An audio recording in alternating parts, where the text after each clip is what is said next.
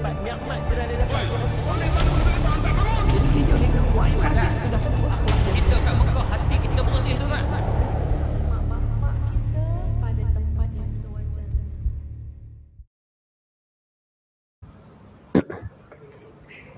Berhenti pukul 5 minit sebelum maksudnya satu sukung lah, satu sukung lebih kurang 1:12.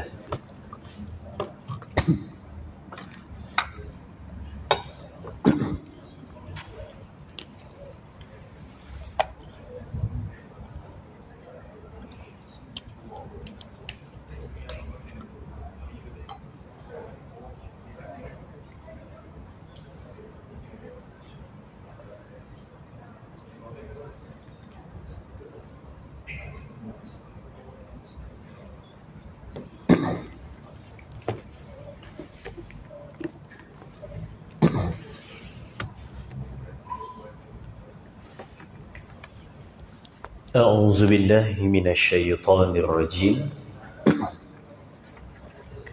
بسم الله الرحمن الرحيم السلام عليكم ورحمة الله وبركاته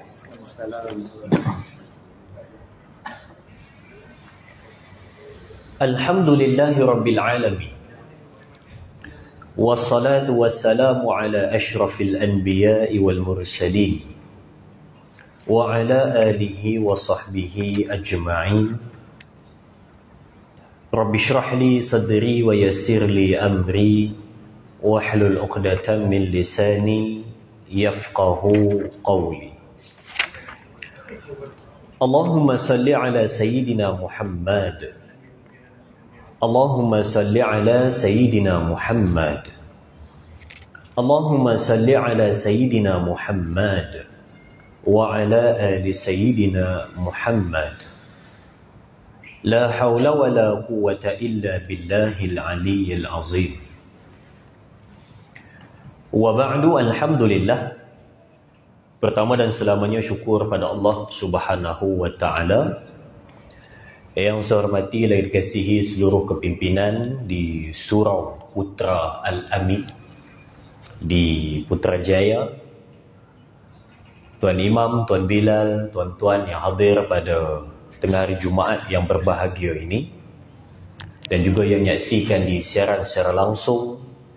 Mudah-mudahan pertemuan pada hari ini dirahmati dan diberkati oleh Allah Subhanahu wa taala.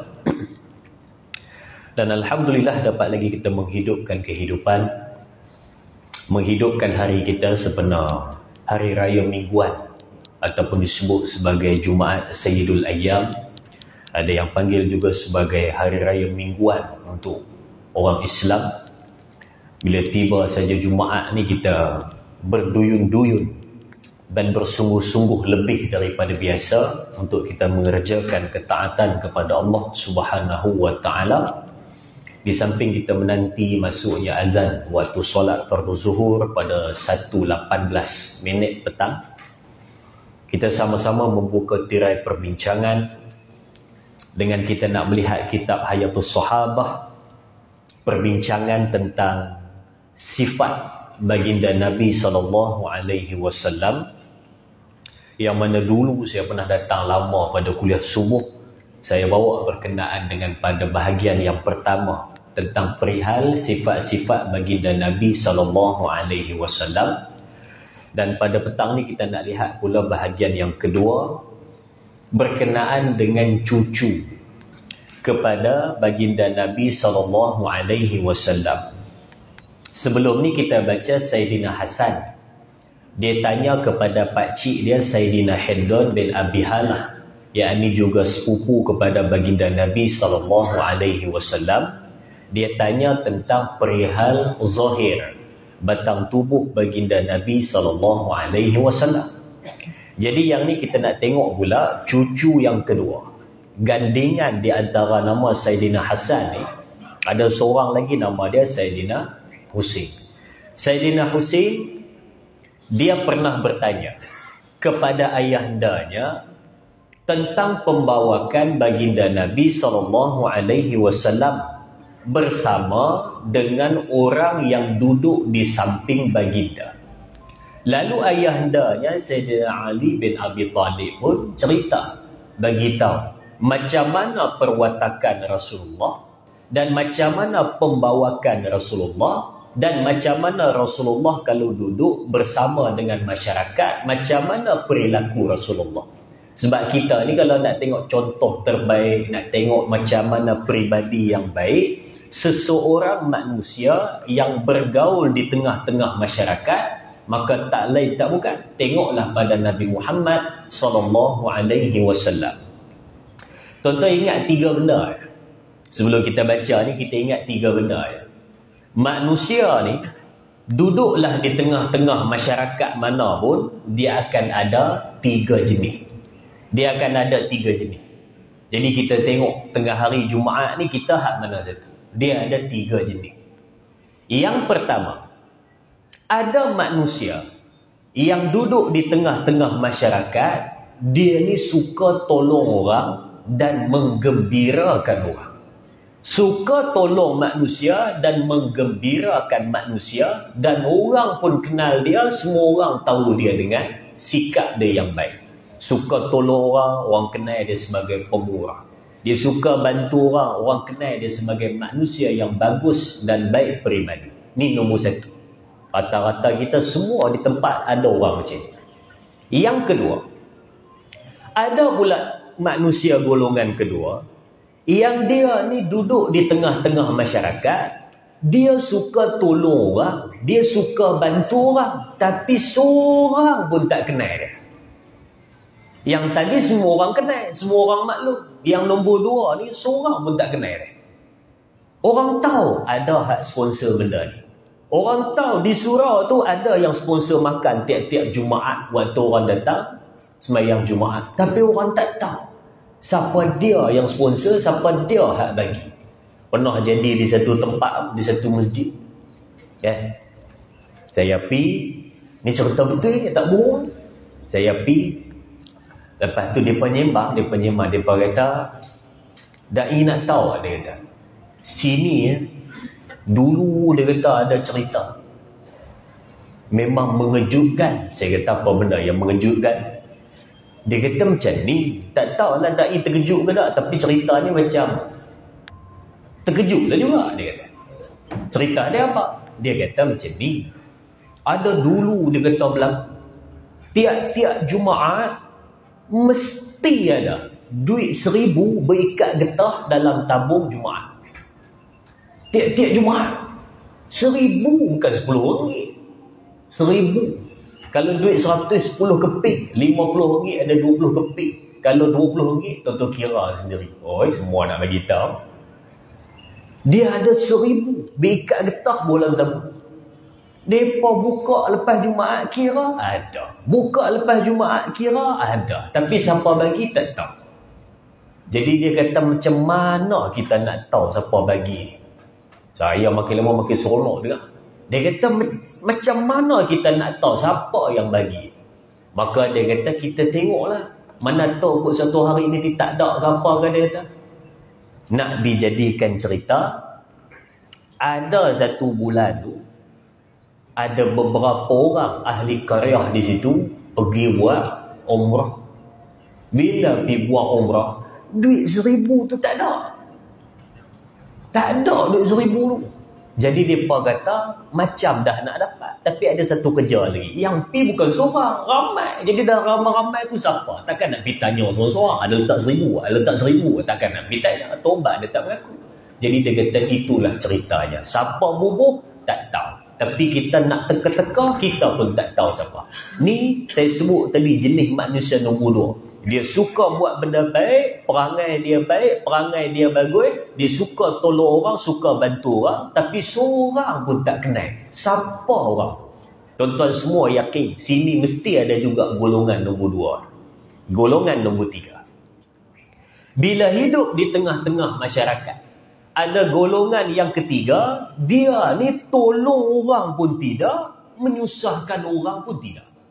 Maksud senang kata, dia ni kalau ada apa-apa majlis ke apa kan, dia ada tak apa, tak ada pun tak apa. Kalau dia mai tak apa, tak mai pun tak apa. Kalau dia tolong pun tak apa, tak tolong pun tak apa. Jadi ada juga golongan hak nombor 3 ni. Minta maaf tadi saya sebut, saya kata 3, dia ada 4. Dan lagi satu golongan adalah golongan yang jenis dia hidup di tengah-tengah masyarakat, nyusahkan orang je kerja ni. Kuat komplain, nyusahkan orang, tolong tak mau, komplain banyak. Jadi 4 manusia ni pasti ada. Kalau kata saja hidup bermasyarakat, 4 jenis manusia ni mesti akan ada dalam satu-satu masyarakat tersebut. Jadi, mari kita tengok pembawakan baginda Nabi SAW ketika mana bersama dengan para sahabat. Hayatus Sahabah jilid pertama pada bahagian bab 1 sifat baginda Nabi muka surat 43. Sayyidina Husin bertanya lagi kepada ayahandanya tentang pembawakan baginda Nabi SAW bersama orang yang duduk di samping baginda. Lalu beliau menerangkan, baginda Nabi SAW selalu duduk dalam keadaan ceria, mudah kiranya berbicara dan lembut budi bahasa. Tidaklah baginda Nabi SAW seorang yang kasar serta keras.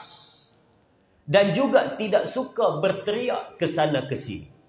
Dan tidak juga baginda Nabi SAW ini seorang yang bercakap tidak senonoh. Tidak, bukan Rasulullah. Tidak cakap ni bukan bercakap yang tak senonoh. Serta tidaklah baginda bercakap kotor. Dan tidak juga baginda Nabi SAW suka mengaibkan orang lain. Dan tidak juga baginda berlebih-lebih di dalam senda dan gurau. Jadi ini perenggan pertama. Banyak, ni baru perenggan pertama. Mari kita tengok. Nombor 1. Nabi Muhammad bila mana duduk dengan orang, Nabi Muhammad ni kalau bercakap lemah lembut, sopan santun, jenis perangai elok, percakapan sopan, perilaku pun sopan. Percakapan baik, tingkah laku pun baik. Tuan-tuan sini kalau pernah baca ataupun pernah mengaji dalam kitab bimbingan mukmin. Kalau siapa ada kat rumah balik nanti boleh buka tengok. Kitab bimbingan mukmin pada bahagian adab bergaul dan bermasyarakat. Tengok pada bahagian 14 rukun. 14 rukun. Jika kamu semua duduk di dalam masyarakat, ada 14 rukun yang kamu kena jaga-jaga supaya kamu ini disukai dan disenangi dan kamu boleh disebut sebagai masyarakat ataupun manusia yang bersopan dan menyantuni orang lain. Ada 14 rukun. Salah satunya dia sebut dalam tu. Dia kata, kalau kita ni duduk dengan orang, menyembang ke ataupun kita dengar perbualan orang. Jadi kita ni kena ada 3 sikap. 1, menatap wajah orang yang sedang berbicara. Tengok. Walaupun kita ni tak tahu nak cakap apa, tapi janganlah kita abaikan orang yang sedang bercakap, maka tataplah wajahnya. Tetapi ingat, menatap itu bagus, tetapi jangan dipandang dengan pandangan yang tajam. Menatap begini. Kalau pandang tajam, gitu. Bila pandang tajam, yang tu tak boleh. Dikira tidak beradab. Menatap, tengok. Pandang tajam, jangan.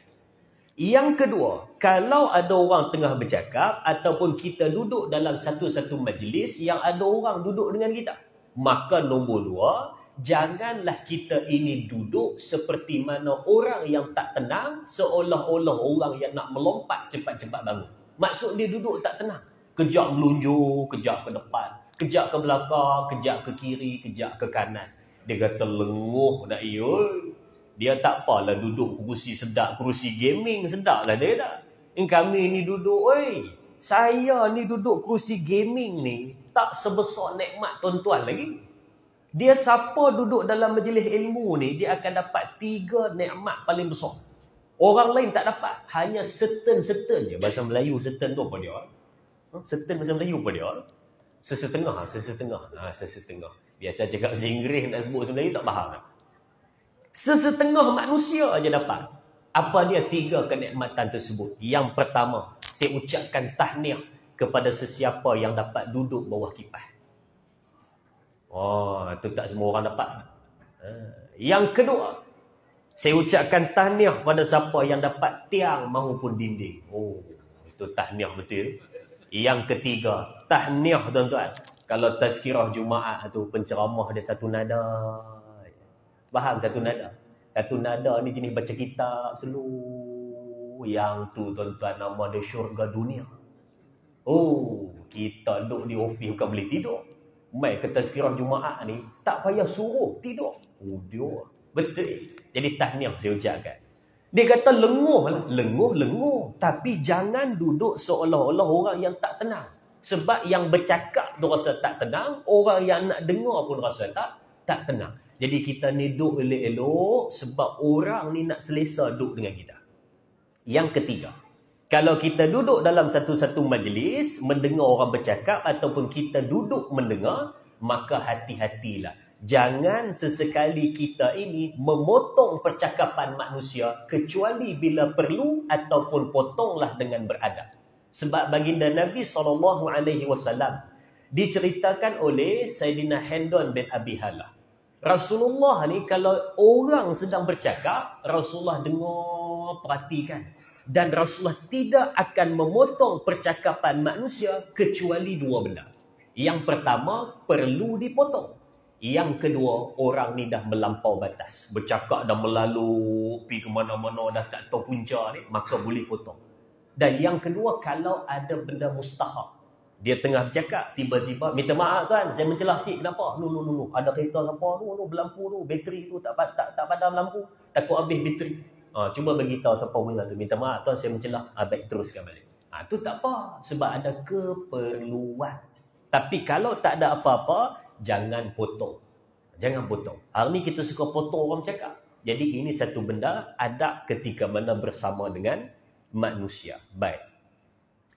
Baginda Nabi SAW selalu berada dalam keadaan ceria. Lemah lembut budi bahasa. Apa maksud ceria? Ceria ni macam ni. Kalau Rasulullah datang bersama duduk dengan para sahabat ni akan rasa seronok melihat wajah baginda, tingkah laku baginda dan perwatakan baginda. Yang ni mereka rasa seronok. Yang kita hari ni, kita datang, orang tu seronok. Bila kita main, orang terus jadi tak seronok. Sebab apa? Sebab kita bawa masalah kita, suruh orang lain untuk fikir sama. Masalah kita di tempat kerja, jangan bawa datang balik rumah. Masalah kita di rumah, jangan bawa pergi tempat kerja. Masalah kita dengan orang nombor 1, jangan bawa pergi dekat orang nombor 2. Hari ni dia ada satu perangai, jenis manusia hari ni, dia nak orang lain pun sama-sama runsing, tolong fikir masalah dia. Bak kata orang jahat perangai, apa hal? Kita pula nak kena tolong fikir masalah dia. Memanglah betul boleh datang minta nasihat, boleh datang minta teguran, boleh datang minta solusi. Tetapi minta solusi, minta nasihat lain. Tetapi pula kita datang, bawa masalah kita, suruh orang lain pula tolong fikir, ni satu hal. Jadi jangan menyebabkan bila mana kita datang, kita bawa muka kita jumpa dengan orang lain pula rasa tak tenang duduk dengan kita. Jadi, nombor 1, jadilah manusia yang ceria, lembut budi bahasa dan baik budi pekerti. Yang kedua, tidaklah baginda Nabi SAW seorang yang kasar dan keras. Seorang yang kasar dan keras. Maksudnya pada tingkah laku. Tak ada. Sebab itu hari itu ada, saya baca satu bab dalam ni juga, pasal dakwah baginda Nabi SAW pada Sayyidina Umar Al-Khattab. Kan bila mana cerita tentang Sayyidina Umar, dia ni lepas dia balik daripada rumah adik dia, lepas dengar adik dia baca surah Taha ayat 1-6 tu kan. Lepas dia balik tu, kan dia terus pergi rumah Rasulullah, dia datang, Rasulullah pun keluar, kata Rasulullah, wahai Umar Al-Khattab, apakah yang menyebabkan kamu datang ke sini? Pasal apa hamai sini? Ada apa yang menyebabkan kamu datang? Lalu kata Sayyidina Umar, cuba kamu bentangkan pada aku apa yang kamu bawa dalam dakwah kamu, wahai Muhammad. Jadi Rasulullah pun beritahu. Lepas pada tu, kan disebut, dalam ni pun ada cerita. Dalam riwayat sebut, Rasulullah SAW memegang hadapan leher baju Umar untuk menyebut perkataan, wahai anak lelaki Khattab, masuklah kamu Islam. Wahai anak lelaki Khattab, masuklah kamu Islam. Wahai anak lelaki Khattab, masuklah kamu Islam. Disebut Rasulullah memegang hadapan leher baju Umar Al-Khattab. Kalau kita ni baca sekali lalu, kita faham tak? Kita faham ni. Kita kata, wui, Nabi Muhammad cekak baju. Mana ada. Dia antara dua. Tetapi saya tengok ada orang. Kalau kita ni minta nasihat, dia pegang hadapan leher baju. Tetapi dia pegang macam mana? Dia pegang letak tangan gitu. Itu. Yang kedua, boleh jadi memegang hadapan leher itu, meletakkan kedua-dua tangan di bahu, dan di situ juga disebut hadapan leher baju. Tapi kita ni jadi gangster punya perangai. Jenis fikir gitu, memegang hadapan leher. Maksudnya tu. Bukan. Rasulullah bukan macam itu. Bukan kasar, bukan keras. Rasulullah sopan santun. Saya pernah cerita kat tuan-tuan dulu, lama dulu masa saya main kuliah subuh. Lama dah, masa tu tahun 1974 masa tu. Lama dah masa tu. Oh, tuan-tuan kalau dah ada dah. Lama dah. Saya cerita, kan saya sebut satu benda pelik yang berlaku ketika mana hijrah baginda Nabi SAW. Nak tunjuk punya lembut sopan santun Nabi Muhammad ni. Kan kita dah dengar itu. Kita kata satu benda pelik yang berlaku ketika mana Nabi Muhammad berhijrah daripada kota Mekah ke kota Madinah. Nabi Muhammad datang ni bertiga ni. Bertiga mai. Ada satu orang ni pakar dalam pengembaraan, Abdullah Abi Uraikid. Tak silap nama dia. Kalau saya salah tolong bukti. Yang kedua Sayyidina Abu Bakar. Yang ketiga Rasulullah. Mai. Abdullah Abi Uraikid tu kita letak tepi dulu. Ni kita letak dua orang. Nabi Muhammad dengan Sayyidina Abu Bakar. Bila mana mai ke kota Madinah, bila mana datang ke kota Yathrib, kota Madinah, bila mana mai. Kan ke Abdullah bin Salam ni dia tengok, dia kata, aku rasa yang ini Muhammad ni. Aku rasa yang ini Muhammad ni. Kawan-kawan dia kata, macam mana kamu boleh sebut yang itu Muhammad? Kamu kenal? Kau pernah jumpa? Dia kata, jumpa tu tak pernah lah. Tapi aku syak yang ini Muhammad. Dia kata, kenapa? Sebab kamu tengok. Aku daripada tadi perhati, dia turun, dia mai, aku tengok, dia adalah manusia yang paling sopan, paling santun yang pernah aku tengok ketika mana datang ke tempat orang dan ketika mana turun daripada tunggangan. Aku tak pernah tengok orang lain yang lebih sopan daripada dia. Saya tanya balik pada tuan-tuan. Nabi Muhammad datang dengan siapa? Sayyidina Abu Bakar. Sayyidina Abu Bakar kan terkenal lemah, lembut, sopan, santun. Tuan-tuan jangan salah orang pula. Sayyidina Umar yang tegas, keras. Sayyidina Abu Bakar kan jenis lemah, lembut, sopan, santun. Nak tunjuk macam mana punya lemah lembut sopan santun Nabi Muhammad ni, sampaikan datang sekali tapi dia tak nampak pun Sayyidina Abu Bakar punya sopan santun. Dia punya fokus hanya pergi kepada Nabi Muhammad.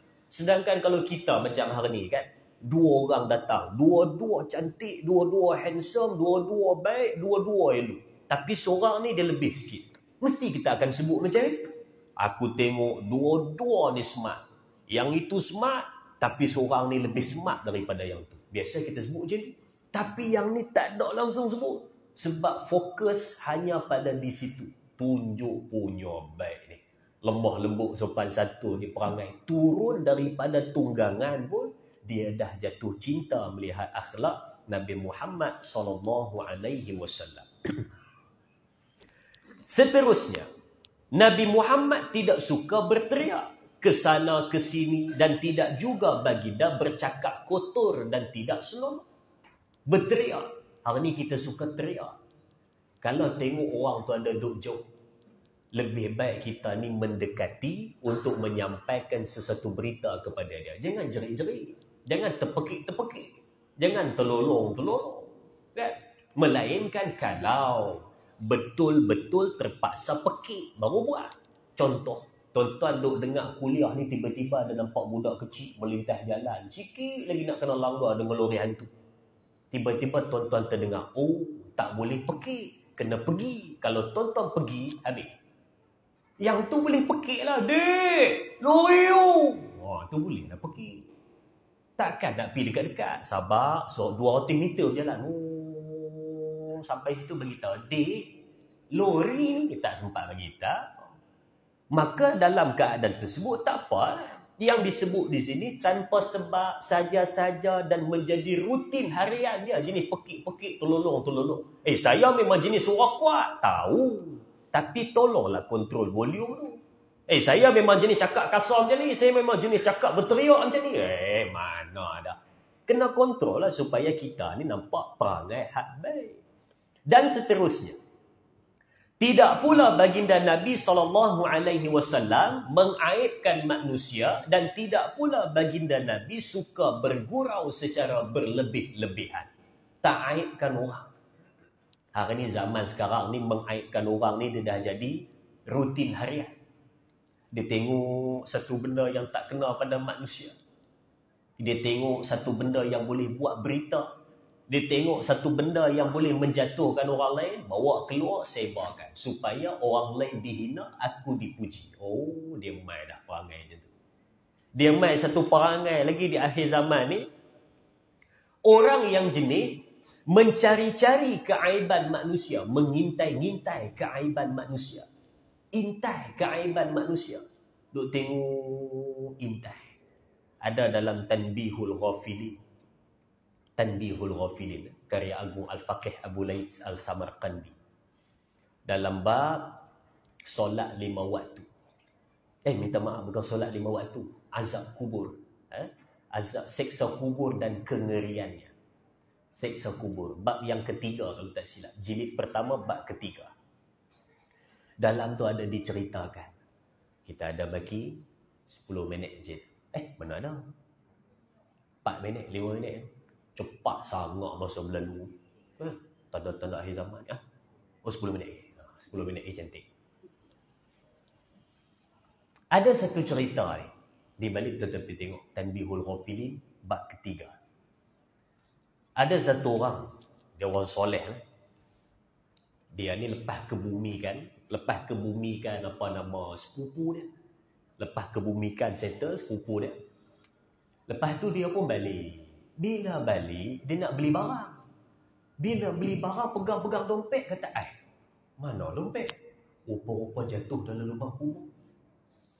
Dompet jatuh dalam lubang kubur. Kubur dah kambui.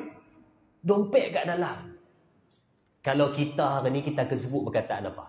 Kita akan kata, nak kena ambil balik dompet aku tu. Aku duit tu tak apa lagi. ICU. Habaq orang tu bohong. Ayat dia. Aku duit tu tak apa lagi. ICU. Ya kan. Itu di mulut dalam hati. Aku IC tu tak apa lagi. Duit tu. Itu baru betul. Kalau dia sebut, aku duit tu tak apa lagi. IC dengan kad bank tu. Maksud dia, mesti tak ada duit dalam dompet. Itu cerita orang lain lah. Tapi hak orang alim ni. Dia sedar dompet jatuh. Dia pun kata, ni cerita dalam tu. Dia sebut. Dia pun sebut. Jom kita pergi ambil balik dompet. Oh, kawan ni pun korek sikit dapat ambil. Lepas tu bila mana dia ambil tu, dia rasa panas, rasa lain, rasa tak syok, rasa lain macam dalam. Balik tak sedar hati. Lepas tu dia tanya pada ayah, kepada si mati. Tanya. Tu dia kata, minta maaf lah nak tanya sikit. Anak kamu ni waktu-waktu hidup ni dia rajin buat apa? Oh, rajin buat apa? Lepas tu ayah dia kata, tak tahu. Saya pun tak rajin tengok dia. Cuba fikir tengok, dia ni suka buat apa masa hidup? Oh, ingat. Apa dia? Ada 3 benda. Yang pertama, waktu dia hidup, dia ni suka mengakhirkan solat. Satu, mengakhirkan solat. Maksud dia, subuh pukul 12 tengah hari, zuhur 4 suku, asar 7.12, maghrib 8.20, isyak 5.41. Semua ujung-ujung dia tolak. Oh, cantik nak perangai ni. Mengakhirkan solat. Ada sebab ke? Tanpa sebab, saja-saja. Itu nombor 1. Nombor 2, dia suka buat apa? Dia ni suka lepas kencing, tak bersuci dengan betul, goncang lebih kurang, simpan balik. Faham? Jenis tak bersuci dengan betul. Oh, sudah. Yang ketiga, yang ketiga ni saya segan nak bagi tahu, tapi saya bagi tahu lah. Apa dia suka buat? Nombor 3 ni, dia suka mengintai-ngintai cerita rumah jiran sebelah untuk dia bawa di tengah-tengah masyarakat. Maksud dia, kerja dia tiap-tiap hari duk dengar orang sebelah ni bergaduh ke, bertelingkah ke, duk gosip apa ke. Cerita tu, dia ambil, dia bawa pergi ke tengah-tengah masyarakat, aibkan orang, ngumpat orang, bercerita pasal orang. Ini kerja dia tiap-tiap hari. Jadi 3 benda dia suka buat. 3 jahat. Yang pertama, menghujungkan sembahyang. Yang kedua, bersuci tak betul. Dan yang ketiga, suka mengintai-ngintai cerita manusia untuk dibawa di tengah-tengah masyarakat. Bukankah hak nombor 3 tu kita duk buat hari ni? Kita taklah letak cawan di dinding rumah jiran. Tidak. Tetapi kita buka telefon, kita tengok apa cerita boleh bawa hari ni. Apa cerita boleh bawa. Oh, Tuan Azim. Azim ke nama dia? Surah SPA. Yang WhatsApp saya ni nama apa lah? Amirul ke apa? Amirul. Oh, ada kat belakang si baik tak salah nama tidak ni. Oh, dekat belakang rupanya. Ui, Tuan. Lah kali tengok dia dah, aku dah perasan lama dah dia ni. Patutlah. Lepas tu dia ambil benda tu letak dalam sahih ke tidak tak tahu, betul ke tidak tak tahu, ambil dulu. Lepas tu baru selidik. Kan ramai macam tu. Dia nampak aja berita, baca tajuk, lepas tu terus tekan. Forward, share. Lepas tu pula, orang tanya, sahih ke ni? Tak tahu, baru nak selidik. Patutnya selidik dulu, baru kamu share.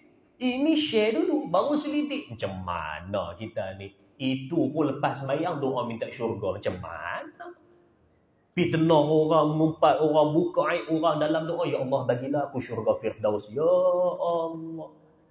Salah ni. Doa tu betul. Tapi cara hidup tu tak selari dengan doa. Maka hati-hati. Jangan mengaibkan manusia. Yang seterusnya, jangan bergurau berlebihan. Bergurau ni boleh, tetapi dia ada had. Ulama sebut bergurau dalam kehidupan seumpama meletakkan garam dalam masakan. Maksudnya lebih sangat tak boleh. Tak ada langsung pun tak boleh. Diam sangat pun tak boleh. Sunyi sangat tak boleh. Gelak sangat pun tak boleh. Jadi dia kena ada untuk menghiburkan suasana. Ada orang jenis serius. Orang bergurau dengan dia pun serius. Orang ajak gelak pun serius. Macam ni macam mana? Kalau tuan-tuan dapat kawan jenis tak reti gelak, tak reti senyum, ajak bergurau tak boleh. Macam mana? Tuan-tuan hantar pergi planet lain lah dia. Jenis tak reti senyum, tak reti bergurau. Orang bergurau pun dia gelak 3 kali. Betul-betul jaga semua. 3 kali gelak. Aduh, dah lah gelak 3 kali, gelak jahat lah. Tuan-tuan tahu gelak jahat tu apa? Gelak jahat ni jenis gelak, dia ada berhenti tengah-tengah tanpa menarik nafas baru. Nama dia adalah saktah. Oh, sin kecil tu. Dia boleh. Oh, dahsyat. Ni nama dia orang gelak jahat. Hati-hati. Kalau jenis gelak macam itu, tentu kena hati-hati dengan dia. Sebab dia duduk dalam 3 jenis manusia yang sukar dipercayai. Sebab cara gelak tu pun kita tahu. Lain macam kawan. Oh, berhenti gelak. Dahsyat. Baik, kita ada baki sikit. 2 minit. Tadi 10, sekarang 2 minit. 8 minit dah berjalan. Menyuraju. Baik. Kita teruskan. Bergurau bukan kata tak boleh-boleh. Tuan-tuan sini setiap hari bergurau. Tapi ada adab dia. Rasulullah pun bergurau. Tapi ada adab dia. Jangan sampai menyinggung perasaan. Jangan lebih-lebih. Jangan sentuh batang tubuh. Jangan sentuh sensitiviti. Orang tu pun kita tahu. Apa dia tak suka. Apa yang tak boleh cakap. Apa yang dia tak berkenan. Kita dah tahu. Kita kawan dengan dia 20 tahun, 30 tahun. Maka kita dah tahu apa benda yang dia tak suka. Apa benda pantang dia. Jangan bergurau je. Yang jangan sentuh. 3 benda saya bagi. Sebab masa tahu. Saya bagi 3. Kalau bergurau 3 benda ni jangan sentuh. 1, pasal keluarga orang. Kawan tu sporting macam mana pun, jangan sentuh. Yang kedua, yang jangan sentuh adalah batang tubuh. Daripada atas sampai ke bawah, jangan sentuh. Yang ketiga, jangan sentuh benda-benda sensitif pada dia. Dia baru kena buang kerja, kita kata, badan muka ha. Tu dia lah, kerja tak mau betul-betul, kena buang kerja, baru hang nak cari kerja baru pula, baru nak menyesal pada muka. Kawan ni dah tarik muka, dia kata, alah relax lah, bergurau je pun. Kawan tu dah sakit hati, baru nak sebut perkataan bergurau. Jadi ini benda yang kita nak kena tengok. Baik tuan-tuan, masa mencemburui kita. Baik, kita nak berhenti di sini. Dan tuan-tuan, hari ni saya ulang sekali lagi, kita baca tentang sifat baginda Nabi SAW. Bab yang pertama pada Hayatus Sahabah jilid pertama, kita berhenti pada bahagian baginda Nabi SAW tidak bergurau berlebihan. Kalau ada rezeki kita akan sambung lagi berkenaan baginda tidak menghiraukan perkara yang tidak disukai. Apakah perkara tersebut? Ada 3, insya-Allah ada rezeki kita jumpa lagi. Sekian tuan-tuan. Assalamualaikum warahmatullahi wabarakatuh.